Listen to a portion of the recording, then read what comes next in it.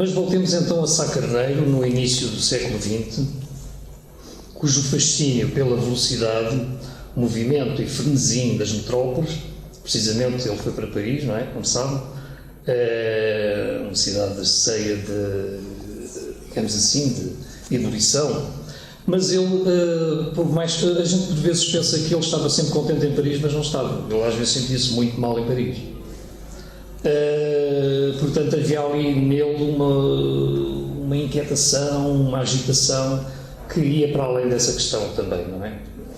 E a poesia dele e a ficção dele reflete muito essa agitação, essa intensidade, e ele precisamente oscilava entre França, Portugal, etc.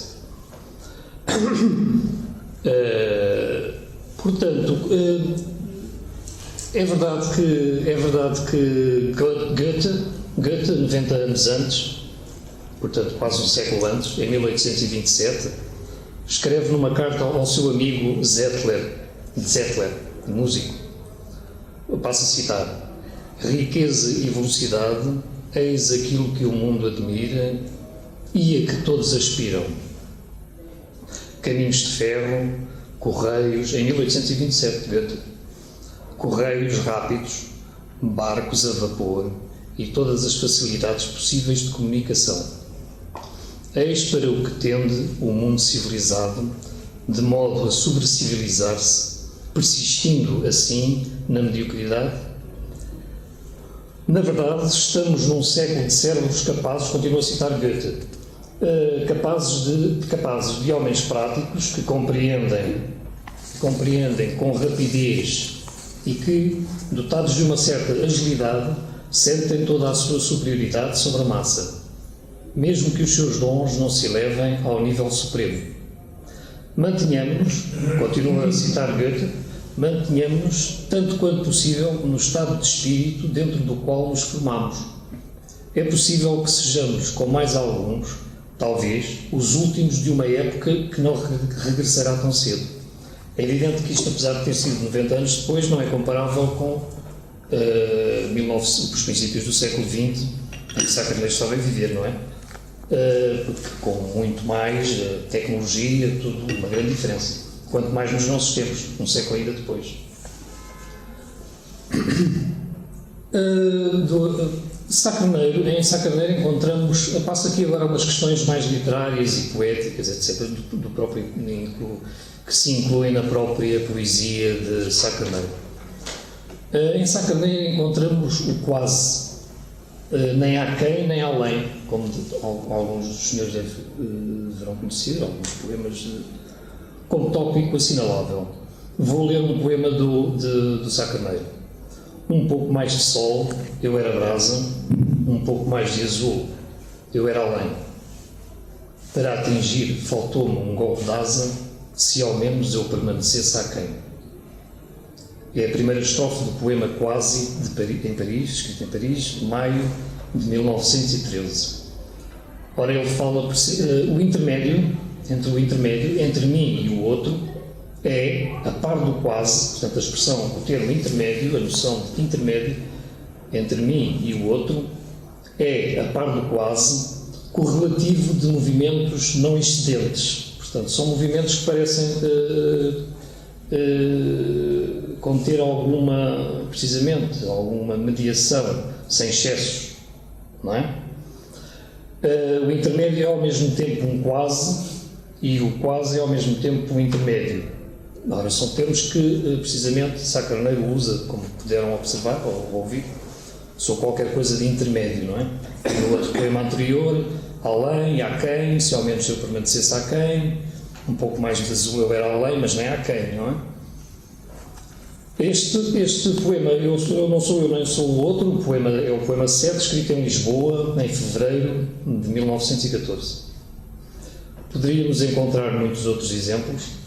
Por exemplo, falta-me egoísmo para ascender ao céu, falta-me unção para me afundar no lodo. É no poema Como Eu Não Possuo. Vou referir algumas passagens sobre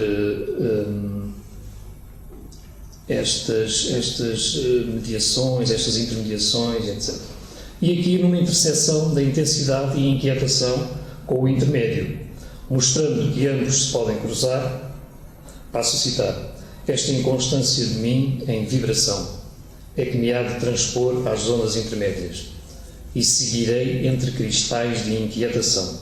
Portanto, ele poderá transpor às zonas intermédias, mas seguirá em cristais de inquietação. Portanto, zonas intermédias, esta oscilação entre o intermédio e a inquietação, não é?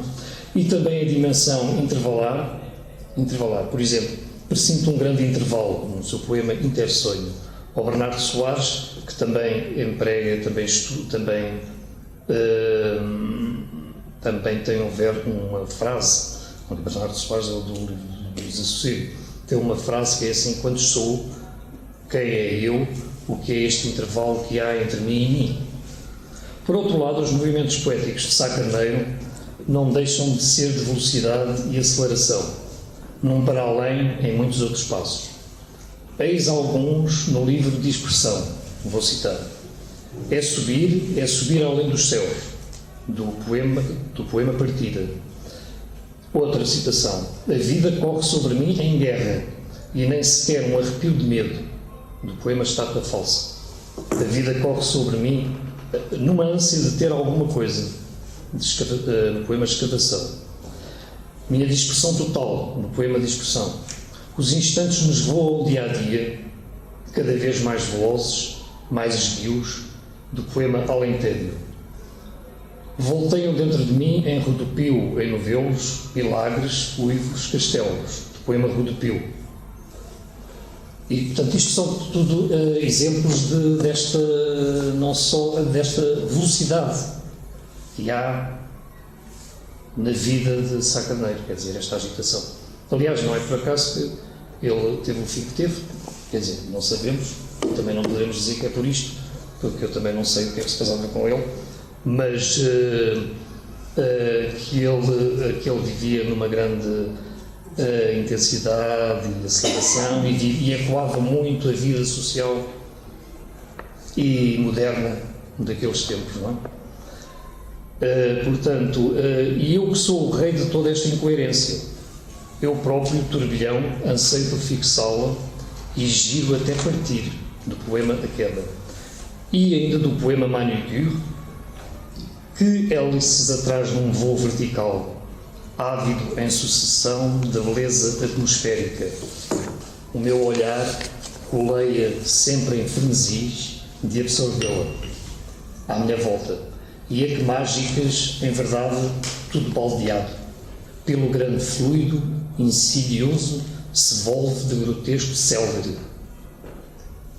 E ainda este formidável poema de Mário de Sá Carneiro, com um grande humor e com ele também conseguia ter: a minha alma fugiu pela Torre Eiffel acima. A verdade é esta: não nos criamos mais ilusões. Fugiu, mas foi apanhada pela antena da TSF, que a transmitiu pelo infinito em ondas artesianas. Em todo o caso, que belo fim para a minha alma. Escrito em Paris, em 1915. Sá Carneiro, para além da velocidade e do movimento das grandes cidades, estava fascinado pelas luzes, as luzes da cidade, um filme célebre de Charlie Chaplin, dos anos 30, estou a lembrar-me dessa expressão, daquela modernidade que irrompia nessa altura. Basta ler os seus textos, poemas e cartas, sempre atentos às luzes. Cito anúncios elétricos pelos telhados, numa carta de Paris a Fernando Pessoa. Ao oiro, por exemplo, o livro de Indícios de Oiro, não é? E às cores, roxos, azuis, vermelhos, verdes, o que caracterizava também uma estética cromática e a importância do sentido da visão no seu imaginário. Pinturas a Ripolim, nas palavras de Fernando Cabral Martins, pinturas a Ripolim, anúncios pelos telhados, das 7 canções de declínio, em Indícios de Ouro. E ainda, nas palavras de Fernando Cabral Martins, um sensacionismo à Van Alette, ou as sensações da alma, que talvez possam ser chamadas ultrasensações. Têm assim, estou a citar o Fernando Cabral Martins, têm assim efeitos que são marcas de uma intensidade desreguladora, bem como o cruzamento dos sentidos, A cor já não é cor, é som e aroma, do poema Partida no livro de expressão. Lê-se também a extraordinária Confissão de Lúcio. Dou aqui agora um salto. Tens 5 minutos. É, está bem. Está acabado. Não é verdade, pronto, para concluir mais ou menos, não é verdade que a velocidade e a aceleração preenchem toda uma série de espaços e tempos nos nossos dias. Basta pensar na forma como são estruturadas as imagens na TV. De facto, é muito difícil hoje escapar rapidamente a esta profusão de acontecimentos e microacontecimentos à nossa volta.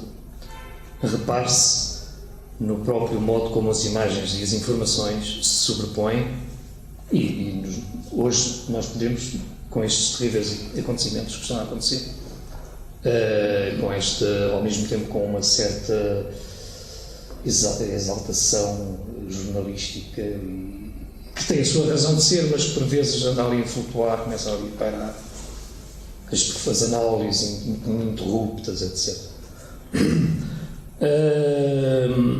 Repare-se no próprio modo como as imagens e as informações se sobrepõem, se substituem umas às outras nos ecrãs da televisão.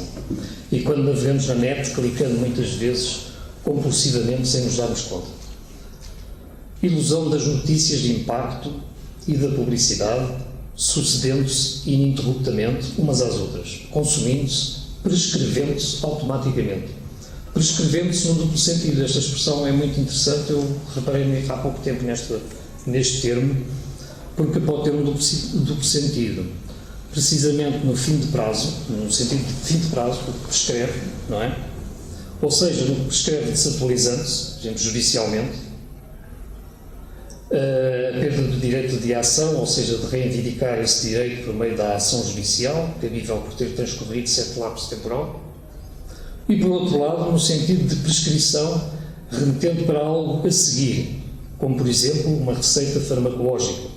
O médico prescreveu os remédios para tratar a minha gripe, prescreveu para a frente. Cessou o prazo, atrás. Parece-me interessante, mas isto é só para... Ficou um pouco no ar, porque eu só há pouco tempo dei conta de um termo que pode ser mais bem estudado. Este duplo efeito não será simultâneo no que acontece na voragem dos acontecimentos e notícias nos nossos dias, criando-se, por assim dizer, um vazio no presente em aparência plenamente preenchido. Notícias envolvendo estranhos arquivamentos, deixando passar o tempo, passando ao esquecimento, prescrevendo, produzindo um regime de amnésia do presente numa pretensa atualidade pela ultrapassagem constante dos usos dos dispositivos e dos acessos consecutivos, prescrevendo. Em aceleração, e é engraçado porque prescrever tem relação com escrever, com escrita, não é? Em aceleração às redes sociais, aos motores de busca na net, ao facilitismo desses recursos, que os torna, e mais ainda nos torna, nessas condições servis. Os acontecimentos terríveis dos últimos dias, a par da vertigem de notícias que os acompanham, ilustram de algum modo o que aqui queremos dizer. Não vivemos nós hoje num mundo de velocidades e acelerações variadas, sejam elas mais ou menos perceptíveis ou mesmo imperceptíveis? Não sabemos se Sá Carneiro estaria avançado ou afinal atrasado em relação ao seu tempo, mas talvez qualquer coisa na sua obra nos fale do nosso tempo. Pronto, era sobre estas questões que eu queria deixar no ar e obrigado.